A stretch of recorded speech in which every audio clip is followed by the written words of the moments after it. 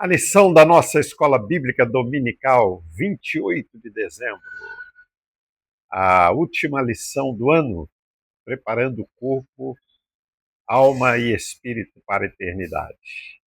Mas a sequência aqui está invertida.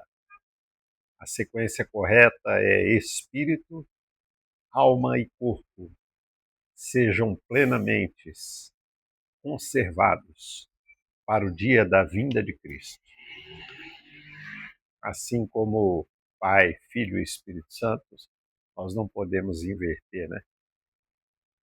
Começar com o Filho, depois o Espírito, depois o Pai. Ou começar com o Espírito, o Filho, depois o Pai, né? A sequência correta é Pai, Filho e Espírito Santo. E a sequência correta não é corpo, alma e espírito. A sequência correta é espírito, porque o espírito é a sede da nossa consciência. É ele que comanda nossa alma e nosso corpo. A alma, sede das nossas emoções, e o corpo é a nossa carcaça que um dia vai desintegrar. A Bíblia diz: se o nosso corpo desintegrar, esta casa se desintegrar. Temos uma casa não feita por mãos de homens, ou seja, teremos, né, um corpo glorificado. E a introdução diz que nós devemos buscar a vontade de Deus para o nosso corpo, para a nossa alma e para o nosso espírito. Com o primeiro tópico, o comentarista dá ênfase na preservação da esperança escatológica, ou seja, a nossa esperança não está nos bens de consumo, não está no status, no poder e na glória terrena do homem, porque a Bíblia diz que a glória do homem é como a flor do campo, que de manhã brota, cresce, floresce, mais à tarde murcha, seca e morre. Mas a palavra de Deus permanece para sempre. E no subtópico ele fala sobre a oposição que nós teremos aqui enquanto estivermos vivos em relação àqueles que não conhecem o poder do Evangelho. Jesus sofreu grande oposição, diz a Bíblia. Considerai a Jesus apóstolo e sumo sacerdote da nossa confissão, considerai a grande oposição que ele sofreu dos seus algozes. Mas ele desprezou a afronta, né? Suportou a cruz.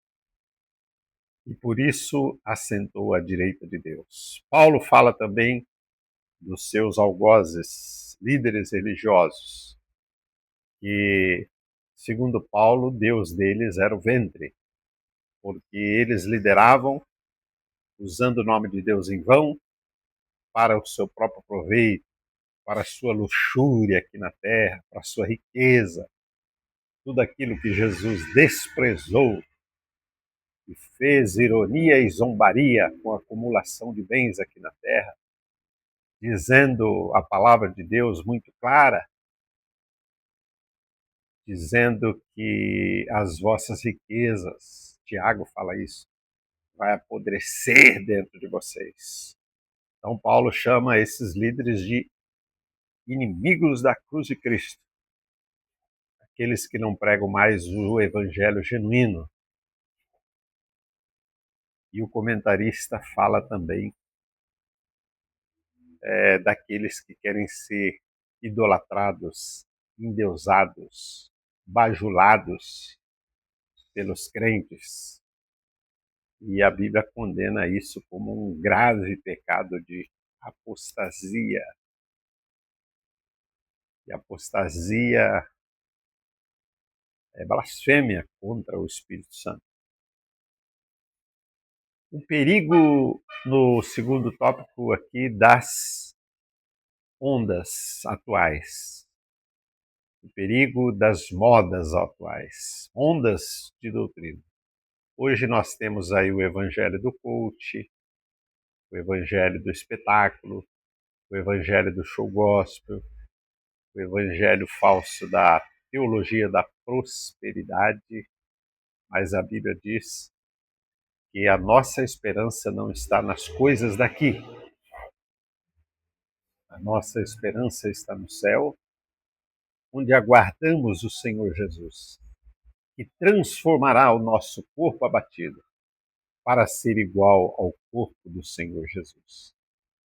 Hoje nós temos os falsos discursos com promessas de cura, com promessas de prosperidade, mensagens receita de bolo, mensagens para massagear o ego dos crentes, mensagens de autoajuda, mas a igreja precisa de mensagem de ajuda do alto, mensagem do evangelho poderoso, o evangelho do arrependimento, o evangelho da contrição, da resignação, da conversão, e não o evangelho da conveniência.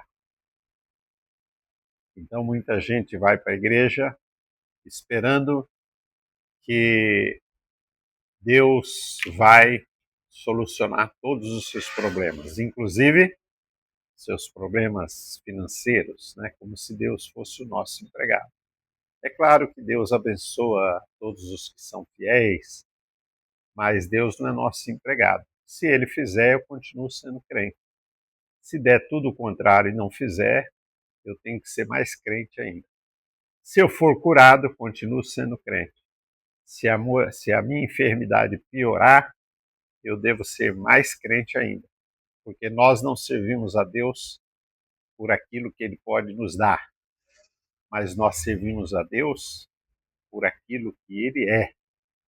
Grandes líderes do movimento pentecostal morreram enfermos e até sem nada, como William Seymour, Daniel Berg, morreu no anonimato, com um salário muito pequeno. E isso não mede a grandeza de um líder, como hoje estão fazendo. Estão medindo a grandeza de um líder religioso pelo seu status, pelo seu poder eclesiástico, mas Jesus desprezou o poder eclesiástico. Jesus disse: um homem não se mede pelos bens que ele possui, nem pelo seu status, mas pelo seu caráter, pela sua conduta e pela fidelidade à pregação do Evangelho.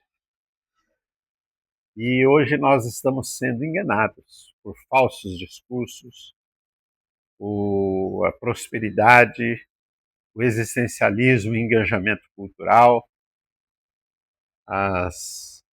os clichês, frases de efeito, né, da cultura massificada.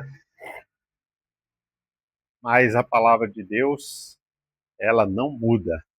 A palavra de Deus é fiel. A nossa esperança está no céu e não nas coisas deste mundo. Por isso devemos conservar espírito, em primeiro lugar, alma e corpo devem ser plenamente conservados em santificação. A santificação é um exercício.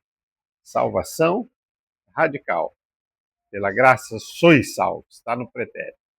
Não existe pela graça vocês estão sendo salvos de pouquinho em pouquinho até chegar no céu, não.